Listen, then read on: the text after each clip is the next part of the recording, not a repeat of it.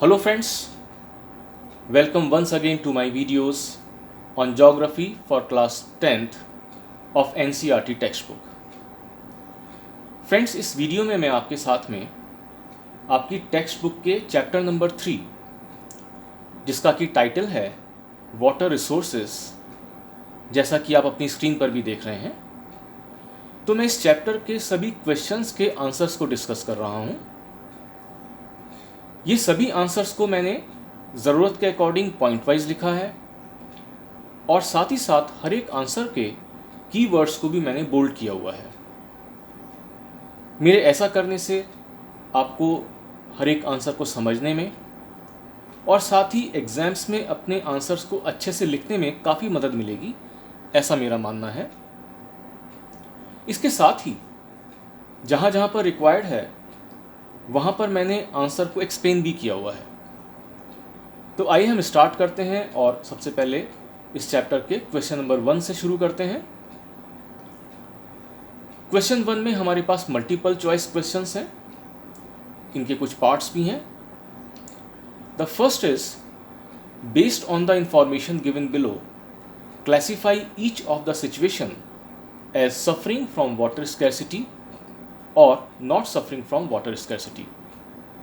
यानी कि इस क्वेश्चन में जो भी हमारे पास में ये ऑल्टरनेटिव्स हैं, इनमें हमें बताना है कि ये रीजन में वाटर स्कैरसिटी यानी कि वाटर की कमी है या नहीं है।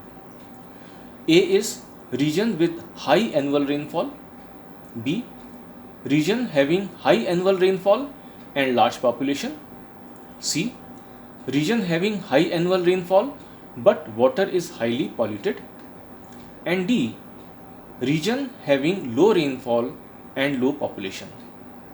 तो इसका जो जवाब है वो मैंने नेक्स्ट स्लाइड्स पर लिखे हुए हैं। ए में जो रीजन है it is not suffering from water scarcity, यहाँ पे पानी की कमी नहीं है। बी और सी रीजन्स में पानी की कमी है, दे सफ़र फ्रॉम वाटर स्कैरसिटी। और जो डी ऑप्शन है उसमें रीजन जो आते हैं वो वाटर स्कैरसिटी से सफ़र नहीं करते हैं। अब हम सेकंड पार्ट पर आते हैं। Which of the following statements is not an argument in favour of multipurpose river projects, कि इनमें से कौन सा वो अल्टरनेटिव है, कौन सा वो स्टेटमेंट है जो कि मल्टीपर्पज़ रिवर प्रोजेक्ट्स यानी कि जो डैम्स बनते हैं उनके फेवर में नहीं है। बाकी 3 फेवर करते हैं, कोई सा एक है जो कि फेवर नहीं करता है।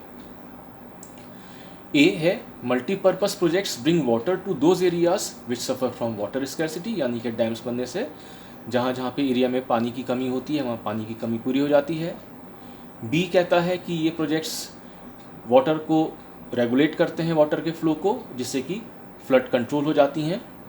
सी में कहा जाता है कि इन प्रोजेक्ट्स के बनने से बहुत सारे लोगों का अपनी अपनी जगहों से डिस्प्लेसमेंट हो जाता है और जान माल की भी नुकसान होता है।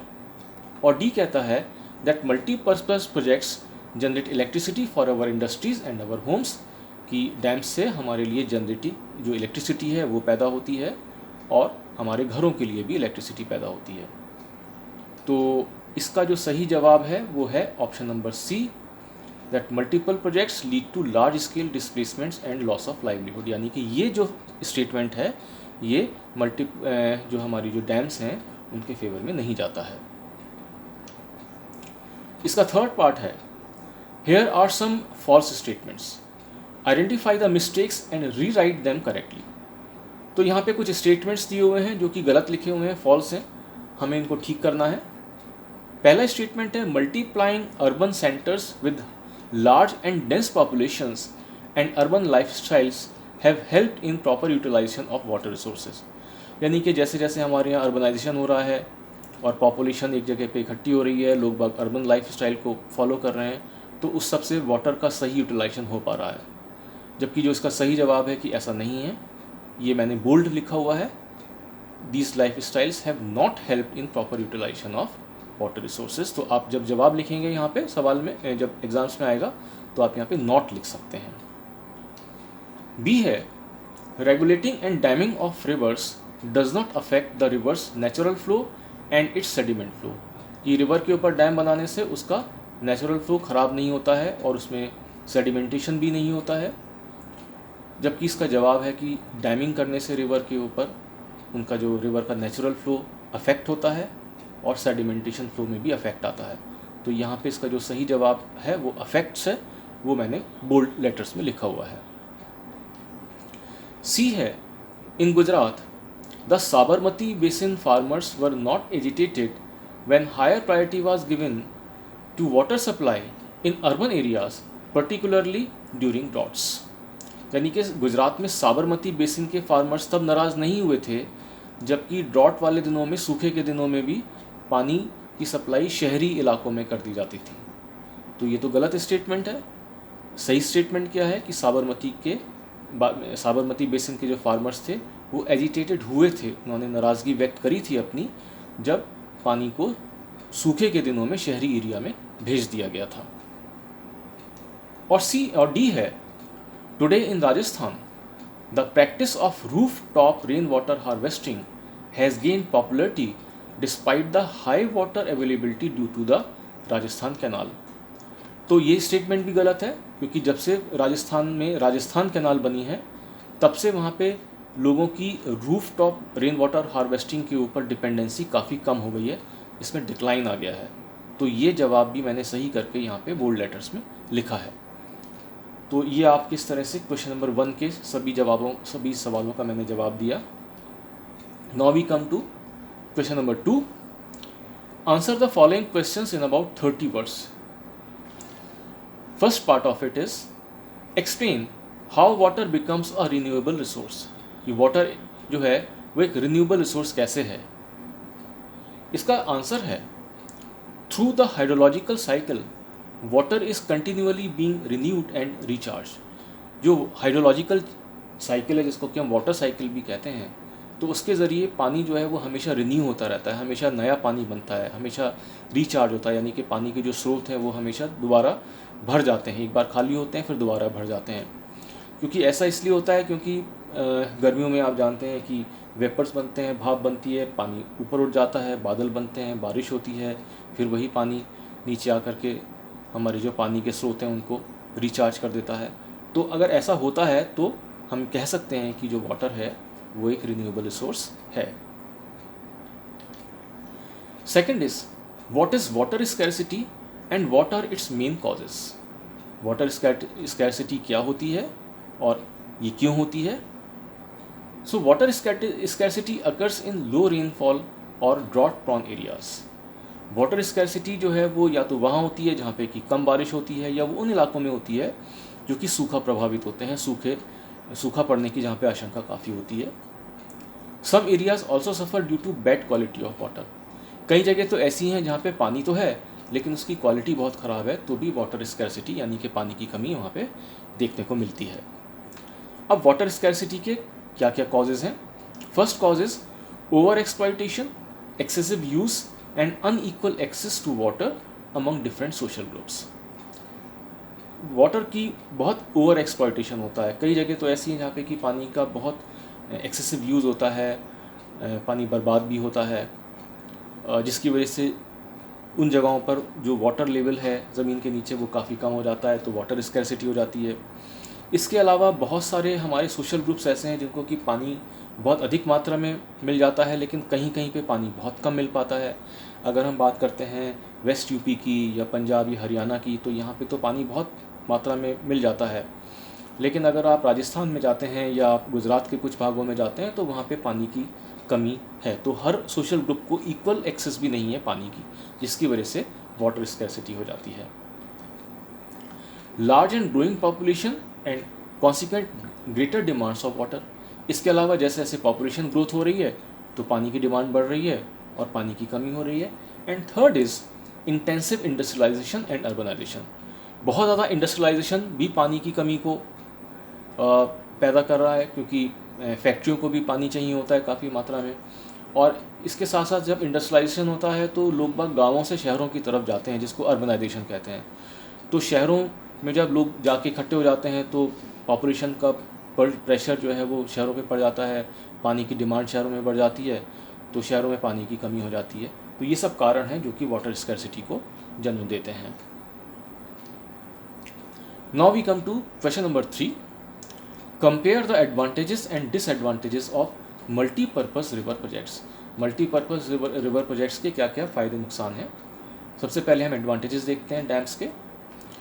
डैम्स जो हैं वो सबसे पहले क्या काम करते हैं, इलेक्ट्रिसिटी जनरेट करते हैं और साथ ही साथ जो हमारी एग्रीकल्चरल फील्ड्स होती हैं उनको इरीगेट करते हैं, सिंचाई होती है उनके ज़रिए। इसके अलावा हमारी इंडस्ट्री और डोमेस्टिक हेल्प के लिए पानी की सप्लाई होती है इनके ज़रिए और साथ ही साथ डैम्स के ज़रिए फ्लड कंट्रोल भी की जाती है। इसके अलावा जहाँ जहाँ पर कि डैम्स बनते हैं उनके रिजर्वायर्स होते हैं, वहाँ वहाँ रिक्रिएशन की बहुत सारी फैसिलिटीज़ होती हैं, बोटिंग की फैसिलिटीज़ होती हैं, उनको काफ़ी वहाँ पे सैलानी आते हैं घूमने के लिए, लैंड नेविगेशन होता है और साथ ही साथ उन रिजर्वायर्स में फ़िश ब्रीडिंग भी की जाती है। लेकिन इनके नुकसान भी हैं। पहला नुकसान क्या है, they affect natural flow of river causing poor sediment flow and excessive sedimentation at the bottom of the reservoir. Dam बनने से जो रिवर का नेचुरल फ्लो है वो बिगड़ जाता है, रुक जाती है वो, और ऐसा होने से साथ ही साथ जो रिजर्वायर होता है उसके नीचे की जो ज़मीन होती है वहाँ पे सेडिमेंटेशन हो जाता है, यानी कि सॉइल बहुत सारी इकट्ठी हो जाती है, तो ये नुकसान है। इसके अलावा they make it difficult for aquatic fauna to migrate. साथ ही साथ जो हमारे पानी में रहने वाले जीव जंतु हैं वो भी माइग्रेट नहीं कर पाते हैं, क्योंकि जब रिवर का फ्लो रुक जाता है तो जीव जंतुओं का फ्लो भी रुक जाता है। थर्ड है reservoirs submerge existing vegetation and soil leading to its decomposition. इसके अलावा जहाँ रिजर्वायर्स होते हैं तो उनके नीचे की जो ज़मीन होती है वो डूब जाती है, जो वेजिटेशन होती है वो ख़राब हो जाती है और साथ ही साथ जो सॉइल होती है वो भी डिकम्पोज कर जाती है। और इसके अलावा और क्या नुकसान होता है, they are also responsible for large scale displacement of local communities. बहुत सारे जो वहाँ के रहने वाले लोग बाग हैं उनको भी अपने घरों से बेघर होना पड़ता है, ये सब नुकसान भी है। Now we come to question number 3। Answer the following questions in about 120 words. First question is, discuss how rainwater harvesting in semi-arid regions of Rajasthan is carried out। यानी कि जो राजस्थान के सेमी एरिड रीजन्स हैं, जो कि semi arid को हिंदी में कहते हैं अर्धशुष्क, यानी कि जहाँ पे कि कम बारिश होती है, तो ऐसे रीजन जहाँ पे कि कम बारिश होती है वहाँ पे रेन वाटर हार्वेस्टिंग कैसे की जाती है। First is, almost every house in semi arid and arid regions of Rajasthan, particularly in Bikaner, Falaudi and Barmer, had underground tanks और टैंकास।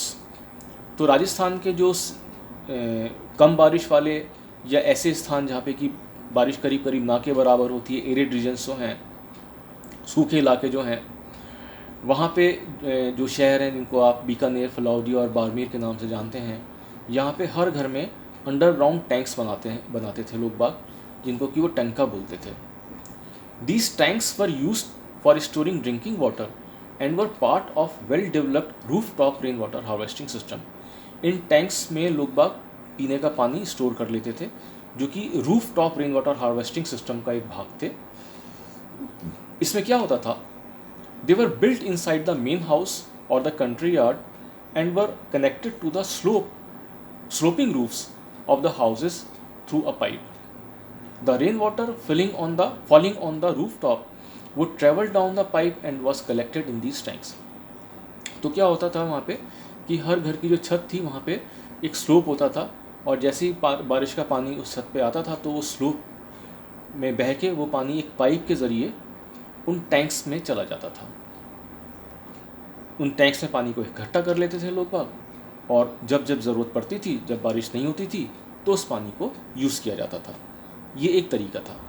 इसके अलावा जो एग्रीकल्चरल फील्ड्स हैं उनको भी कन्वर्ट कर लिया जाता था रेन फेड स्टोरेज के रूप में, यानी कि ज़मीन में जो खेती की ज़मीन है वहाँ पे पॉन्ड बना दिए जाते थे, उन पॉन्ड्स में पानी भर दिया जाता था, जो बारिश का पानी है वो नेचुरली उसमें भर जाएगा।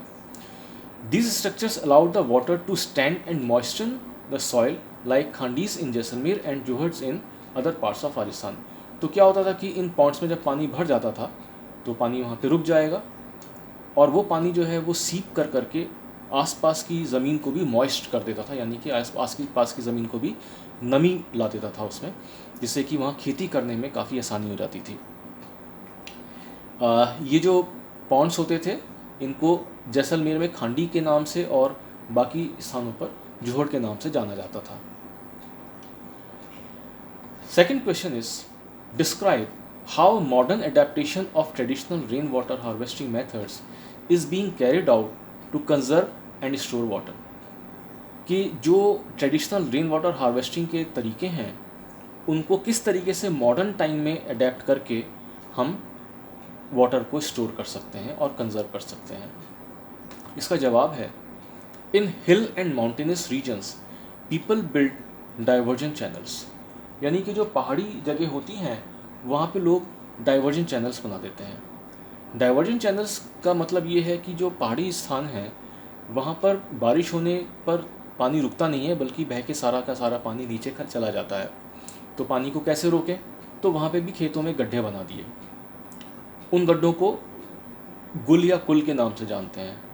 तो गड्ढों में पानी भर जाएगा और जब पानी आपका भर गया और बारिश नहीं हो रही है तो उस पानी को चैनल्स के थ्रू, डाइवर्जन चैनल्स यानी कि अलग अलग नालियाँ बना करके जिस जिस खेत में पानी की ज़रूरत है उस खेत में पानी को पहुँचाया जाता था। In Rajasthan roof top rain water harvesting was commonly practised to store drinking water. जैसा कि हम पिछले सवाल में भी पढ़ चुके हैं कि राजस्थान में तो roof top rain water harvesting करके और काफ़ी सारा पानी इकट्ठा कर लेते थे, पीने का पानी। In flood plains of Bengal people developed inundation channels to irrigate their fields. जो बंगाल के फ्लड प्लेन्स हैं, यानी कि बंगाल में वो प्लेन्स जहाँ पे कि बाढ़ का पानी भर जाता है, वहाँ पे लोग बाग इनंडेशन चैनल यानी कि जो बाढ़ के पानी के चैनल बना लेते हैं। बाढ़ का पानी भर गया खेतों में तो उस पानी को में भी फिर चैनल बना देते हैं, उस पानी में भी नालियाँ बना दी। पानी तो एक जगह एक खेत में भर गया, उस खेत से नालियाँ बना दी और जिस जिस खेत में जहाँ पे कि पानी नहीं है वहाँ पे उस पानी को चैनल्स के थ्रू पहुँचाया जाता है। तो ये बंगाल में किया जाता है। इसके अलावा भी in many parts of rural and urban India roof top rain water harvesting is being successfully adapted to store and conserve water. इसके अलावा आज के दिनों में भी राजस्थान के अलावा भी बहुत सारे ऐसे स्थान हैं, रूरल इंडिया में भी हैं, अर्बन एरियाज़ भी हैं, जहाँ पे कि छतों पे अभी भी roof top rain water harvesting की जाती है और पीने के पानी को कंजर्व किया जाता है।